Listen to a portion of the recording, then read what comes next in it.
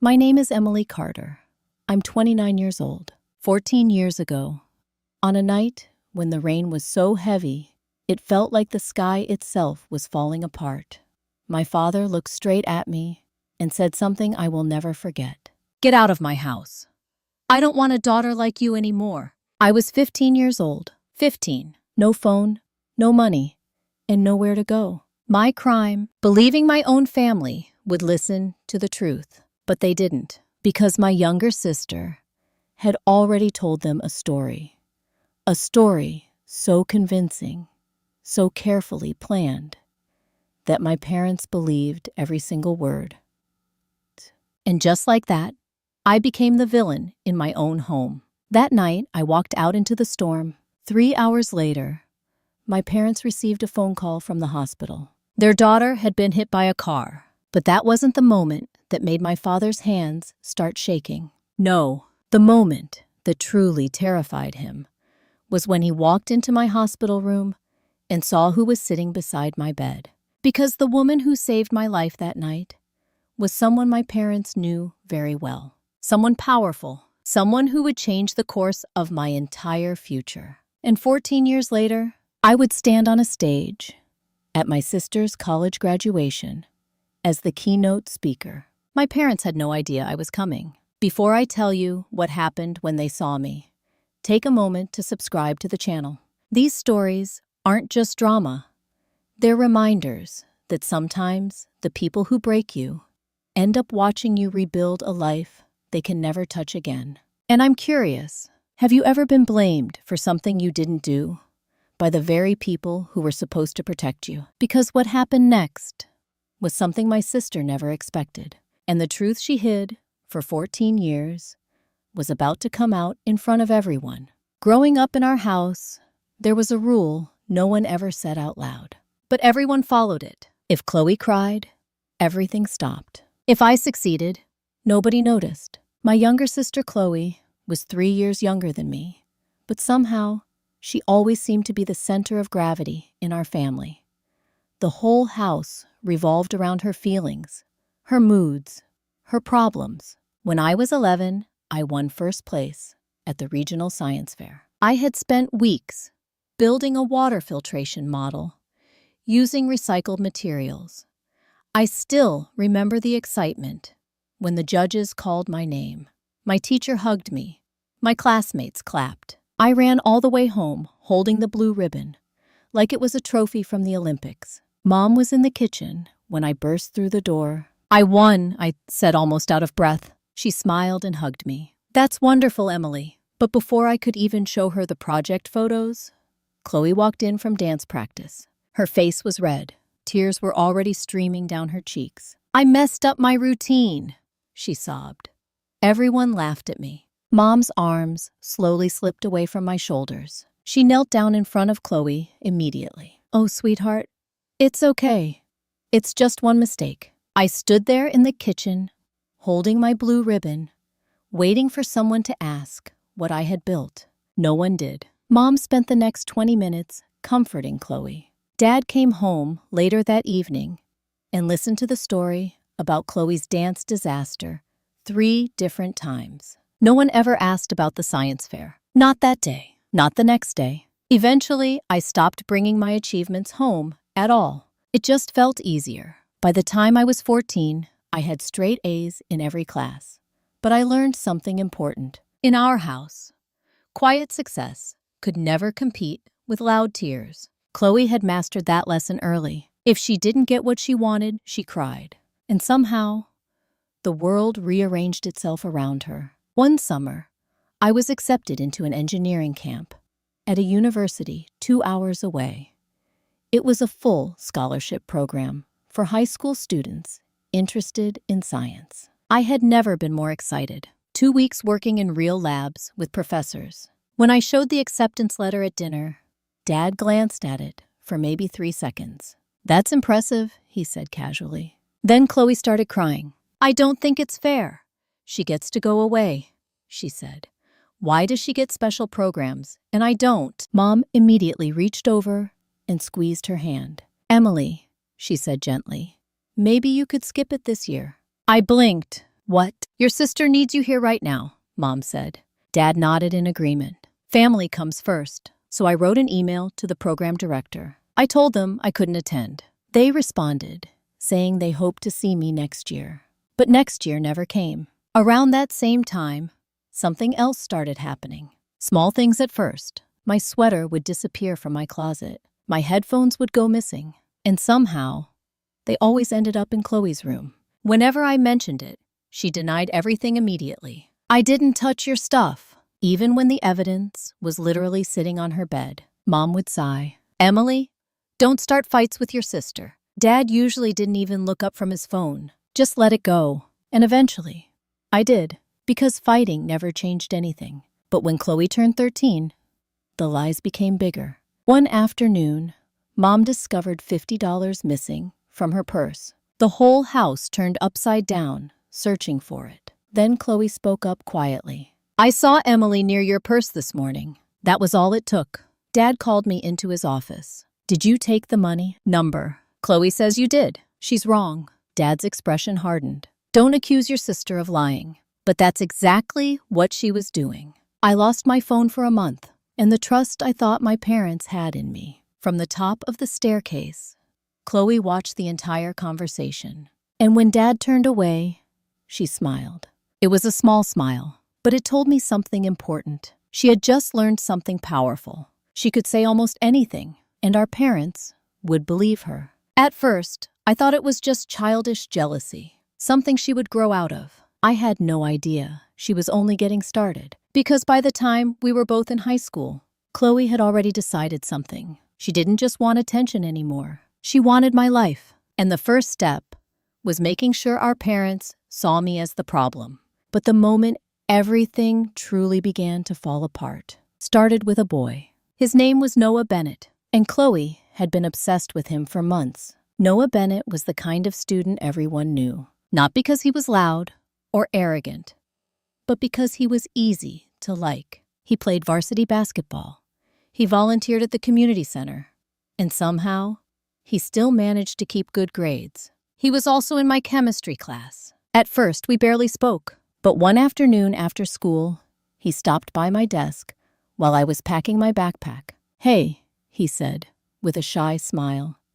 Do you understand the stoichiometry stuff we covered today? I nodded. A little. Any chance you could explain it to me? I'm completely lost. So we sat down for 20 minutes, going over the equations together. That was it. Just homework. But when I walked out of the classroom that day, Chloe was standing at the end of the hallway, watching us. Her expression was impossible to read. Later that evening at dinner, she was unusually quiet. She barely touched her food. Mom kept asking if something was wrong. Chloe just shook her head. Looking back now, I realized something. Silence from Chloe was never a good sign. Silence meant she was thinking, planning. The next few days passed normally. No fights, no tears, no accusations. I thought maybe the tension had passed. I was wrong. The storm that changed my life arrived the following Friday. Weather alerts had been buzzing on everyone's phones since the afternoon. Heavy rain, strong winds, possible flooding. By dinner time, the rain was already hammering the windows. Dad kept glancing at his phone for updates. Mom lit candles in case the power went out. Chloe sat across from me at the table, quiet, watching. After dinner, I went upstairs to finish my English assignment. The sound of the storm grew louder by the minute. Around 8 o'clock, I heard crying downstairs. Loud crying. Chloe. At first, I ignored it, but then I heard Dad's voice. Sharp, angry. Emily, come down here. Now. My stomach tightened immediately. I walked down the stairs slowly, each step feeling heavier than the last. Chloe was sitting on the couch, her face buried in Mom's shoulder. Dad stood by the fireplace, arms crossed. His jaw was tight. What happened? I asked. Chloe lifted her head. Her eyes were red and swollen. Why do you hate me so much? She whispered. I blinked. What? You've been telling everyone at school that I cheat on my tests, she said through tears. That's not true. She grabbed her phone and held it up. Then explain this. On the screen were screenshots of messages from a group chat. My name, my profile picture. But the messages were horrible, mocking Chloe, calling her stupid, accusing her of cheating. My chest tightened. I didn't write those. Dad's voice cut through the room like thunder. Stop lying. I'm not lying. Chloe's voice trembled again. And Noah, she added quietly. My heart dropped. You knew I liked him, she said. You've been flirting with him for weeks. That's not true, I said quickly. We just study together. Study? Chloe stood up suddenly. Her sleeve slipped slightly, and that's when everyone saw it. A dark purple bruise on her arm. Mom gasped. What happened to you? Chloe hesitated, then whispered softly. I didn't want to say anything. Dad stepped forward. Say what? She pushed me, Chloe said. The room went silent. What I said. She pushed me on the stairs yesterday, Chloe continued. I tried to ignore it. But she's been getting worse. I stared at her, completely speechless. I never touched you. Dad looked at me with something I had never seen before. Disgust. Then how did she get that bruise? I don't know, I said desperately. Maybe she did it herself. Chloe burst into louder tears. You think I'd hurt myself just to frame you? Yes, I said, because deep down, I knew she would. Dad slammed his hand against the mantel. That's enough. My heart was pounding now. Please, I said, just listen to me. But Dad shook his head slowly. I've heard enough. Mom looked at me with disappointment. I don't recognize the person you've become. I didn't do anything, I said quietly. But the words felt useless, like trying to shout into a hurricane. Dad walked toward the front door, then pointed at it. Get out. The wind outside howled as another wave of rain slammed against the windows. Dad, I said carefully. It's storming. I don't care. My throat tightened. Where am I supposed to go? He didn't hesitate. That's not my problem. Then he said the words that would echo in my head for years. Get out of my house. Mom didn't stop him. She kept holding Chloe, protecting her, like I was the danger. I grabbed my jacket from the hallway hook. My hands were shaking so badly, I could barely pull the zipper up. The door opened. Cold rain blasted inside immediately. For a moment, I stood on the porch, waiting, hoping Dad would change his mind. But the door slammed shut behind me. Through the window, I saw Chloe watching. And she wasn't crying anymore. She was smiling. The rain hit my face like needles as I stepped into the street. I didn't know where I was going. I only knew one thing. I couldn't go back. I started walking toward the bus station, 2 miles away. The storm kept getting worse. Lightning cracked across the sky. Water pooled on the roads. Cars passed me without slowing down. I was halfway across an intersection when I saw the headlights. Bright, blinding.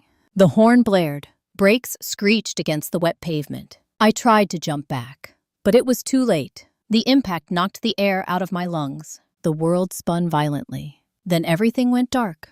The first thing I remember was the sound of rain. Not the loud crashing thunder from before, just a softer rhythm, tapping against a window somewhere nearby. Then I heard voices, blurry, distant, like they were floating through water. Her pulse is stable now. She has a concussion.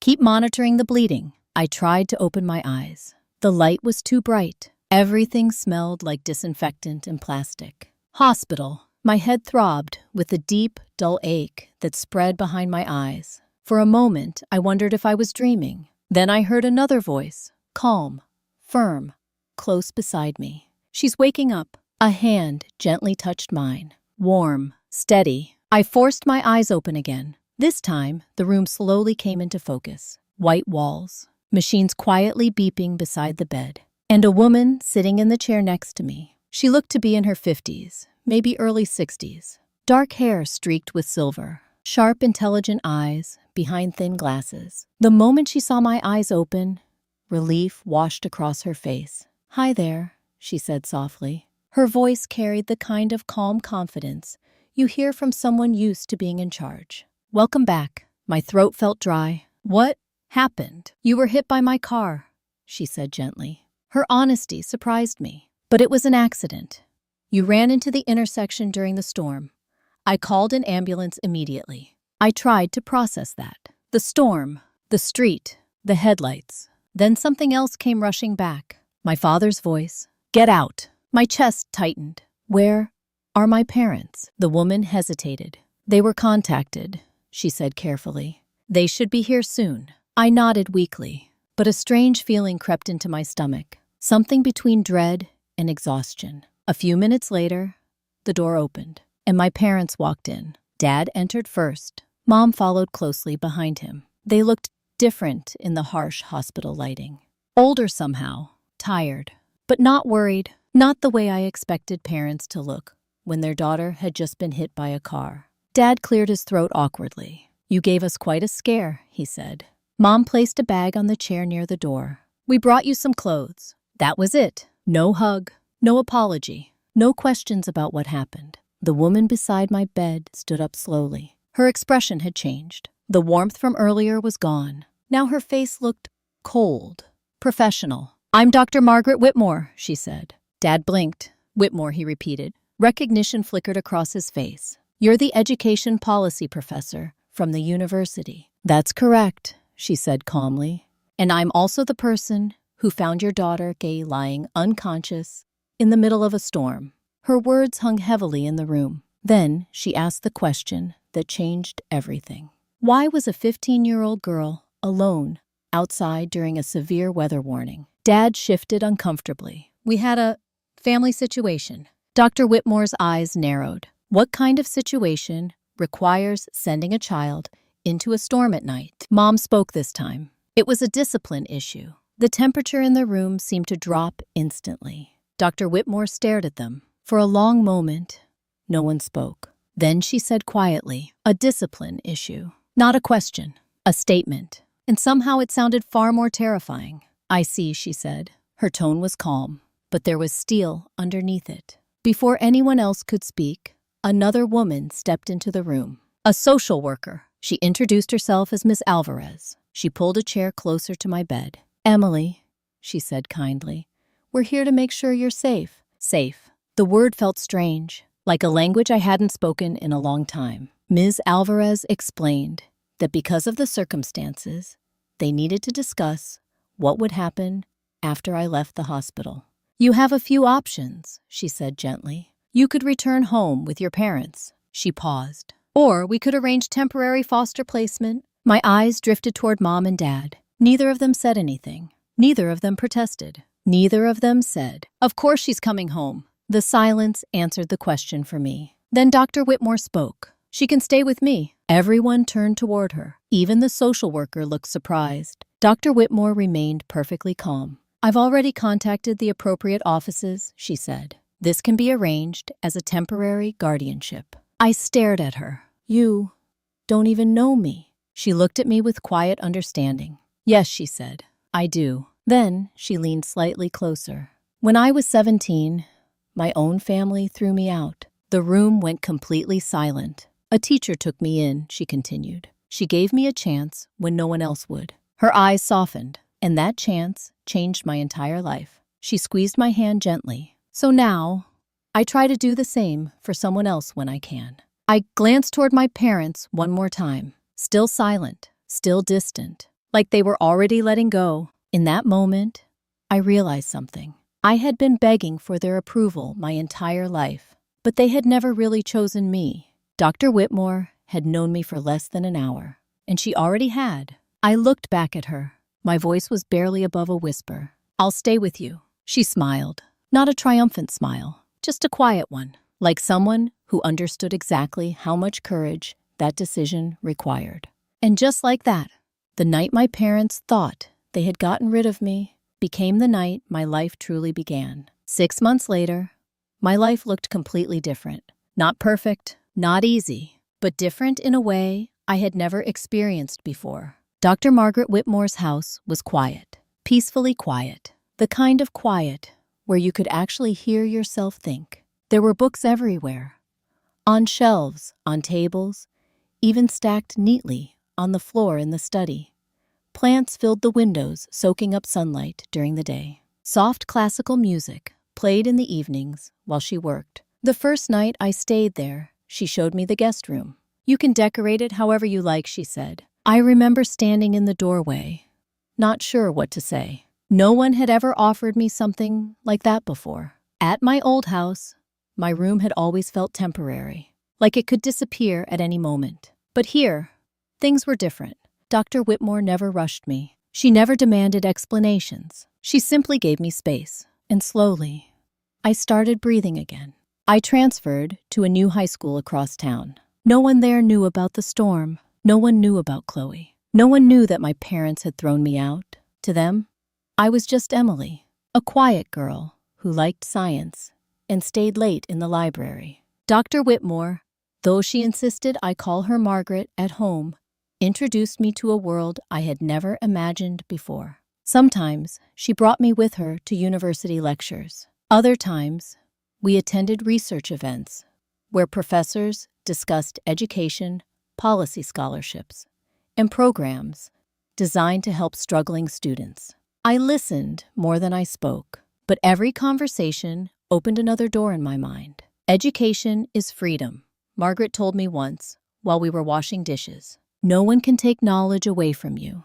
Not parents, not circumstances, not even mistakes. Her words stayed with me, so I worked harder than I ever had before. Straight A's weren't just grades anymore. They were proof. Proof that my parents had been wrong about me. Proof that I wasn't the problem Chloe had painted me to be. By the time I graduated high school, I had earned a full scholarship to a state university. Margaret cried at the ceremony. She hugged me longer than anyone else. "I knew you would do something extraordinary," she whispered. College became a blur of late-night study sessions, internships, and research projects. But somewhere along the way, an idea began forming. It started during my sophomore year. I volunteered at a local youth shelter one weekend. The shelter director introduced me to several teenagers who had been kicked out of their homes. Some were there because of family conflicts. Others, because their parents simply didn't want them anymore. Listening to their stories felt like looking into a mirror.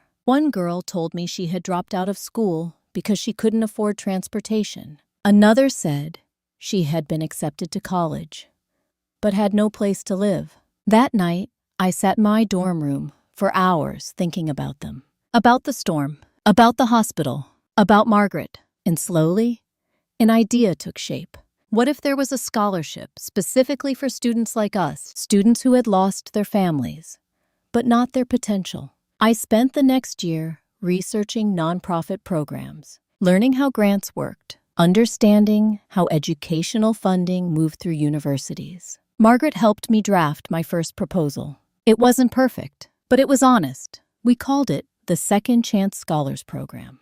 The goal was simple: provide financial support and mentorship to students who had been abandoned, neglected, or forced to rebuild their lives alone. The first year, we helped 5 students. The second year, 12. By the time I turned 27, the program had expanded to 5 universities across the state. 43 students had received scholarships. 43 lives that might have gone in a completely different direction. One afternoon, while I was working in my office, reviewing applications, my colleague David knocked on the door. "Emily," he said, "you just got an interesting invitation." He handed me an envelope. The letterhead read, Lakewood State University. I opened it slowly. They were inviting me to be the keynote speaker at their upcoming graduation ceremony. David leaned against the doorframe. "Pretty impressive," he said. "They want you to speak about resilience and educational equity." I nodded absently,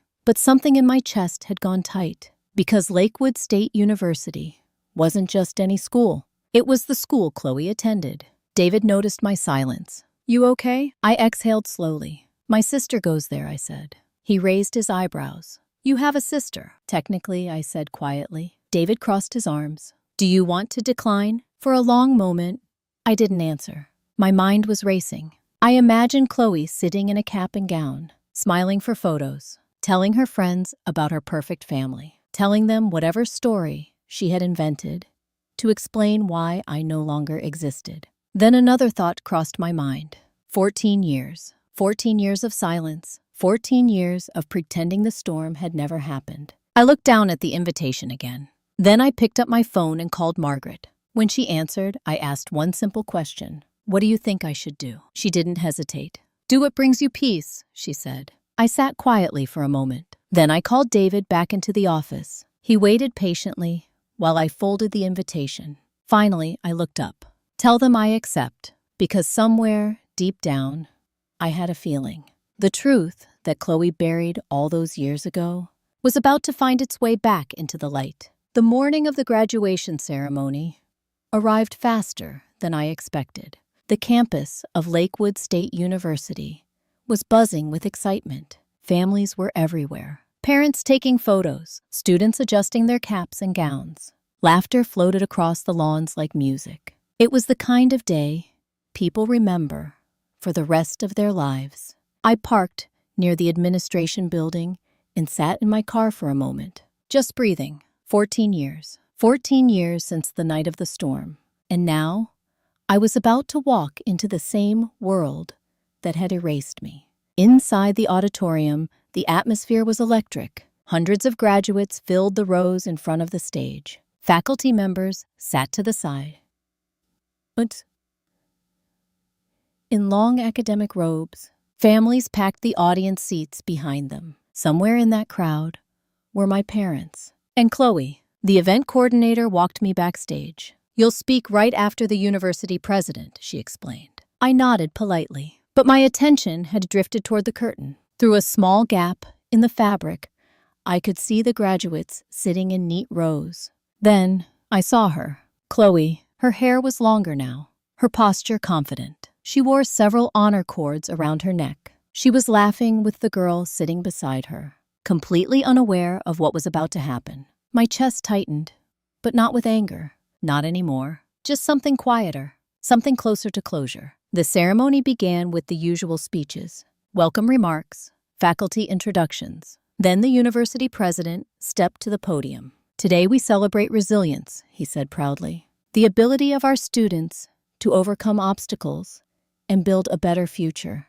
Polite applause filled the room. Then he continued, "Our keynote speaker today has dedicated her career to helping young people who face difficult circumstances." My name echoed across the auditorium. "Please welcome the founder of the Second Chance Scholars Program, Ms. Emily Carter." The audience clapped warmly. I stepped onto the stage. The lights were bright. For a moment, the crowd looked like a sea of blurred faces. But then my eyes adjusted, and I saw them. Chloe stopped clapping first. Her smile faded. Confusion flickered across her face. Then recognition hit her like a shockwave. Her hands froze in midair. Behind her, several rows back, my parents were still clapping. They hadn't looked closely yet. I reached the podium, adjusted the microphone, and began. "Good morning." My voice carried clearly through the speakers. "It's an honor to stand here today." I paused, looking out across the rows of graduates. "Today, I want to tell you a story." The audience grew quiet. It's about a 15-year-old girl who once believed her family would always protect her. My parents' heads slowly lifted. A girl who worked hard in school, who tried to do everything right. Chloe stared at me now, her face pale. One night, during a terrible storm, that girl was told to leave her home. Murmurs rippled through the audience. She walked through the rain alone, with nowhere to go. My father leaned forward in his seat, and before the night was over, she was hit by a car. The auditorium had become completely silent. No phones, no whispers, just the sound of my voice. But something unexpected happened that night. I turned slightly, looking toward the front row, where Margaret sat watching me with proud, steady eyes. "Eyes?" A stranger stopped. A stranger chose compassion when the girl's own family had chosen rejection. I let the moment breathe. Then I said the words that would change everything.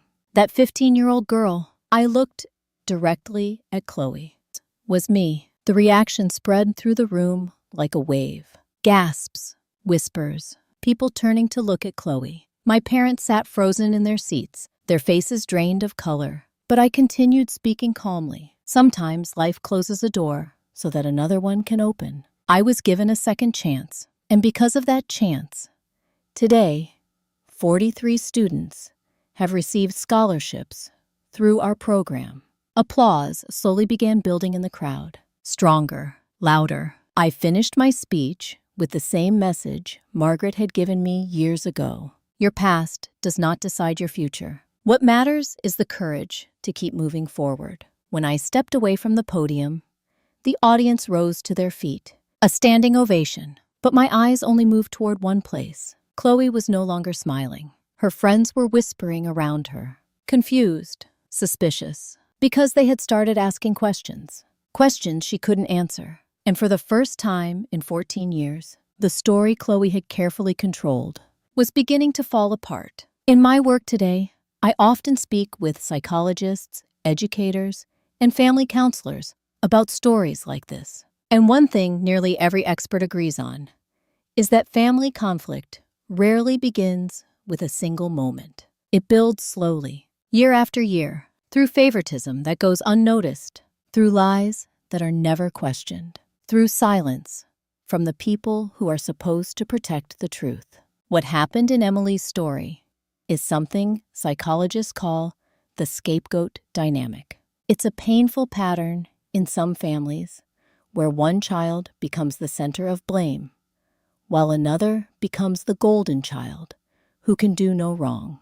Over time, the scapegoated child often grows up believing something is wrong with them. Not because it's true, but because it's been repeated for so long. Yet what Emily's story also shows is something equally powerful. A single act of belief can change the entire course of someone's life. Dr. Margaret Whitmore didn't know Emily. She had no obligation to step in, but she chose to see potential where others had only seen a problem. And sometimes, that one person is all it takes. In fact, studies in developmental psychology show that a child who has even one consistent adult supporter in their life is dramatically more likely to overcome trauma and build a stable future. One person, one mentor, one teacher, one neighbor, or in Emily's case, one stranger who refused to walk away. There is another important lesson here as well. Forgiveness and reconciliation are not the same thing. Many therapists explain that forgiveness can be healthy because it releases emotional weight. But reconciliation requires something different. It requires trust, accountability, and time. Sometimes, those things never come, and that's okay. Healthy boundaries are not acts of revenge. They are acts of self-respect. Emily didn't destroy her family's reputation that day on stage. She simply told the truth. And the truth has a way of revealing everything that lies tried to hide. What she built afterward, the scholarships, the mentorships, the students she helped, became something much greater than revenge. It became purpose, and purpose is often the most powerful response to pain. Now, I'd love to hear from you. Have you ever experienced a moment where someone believed in you when nobody else did? Or perhaps you were the person who stepped in and changed someone's life. Stories like these remind us that the people who support us are not always the ones we're born to. Sometimes they're the ones who choose us. If this story meant something to you, take a moment to like the video and subscribe to the channel. It helps more stories like this reach people who may need to hear them today, because somewhere out there, someone is walking through their own storm. And sometimes the right story at the right moment can remind them that their future is still waiting on the other side. Thank you for listening, and I'll see you in the next story.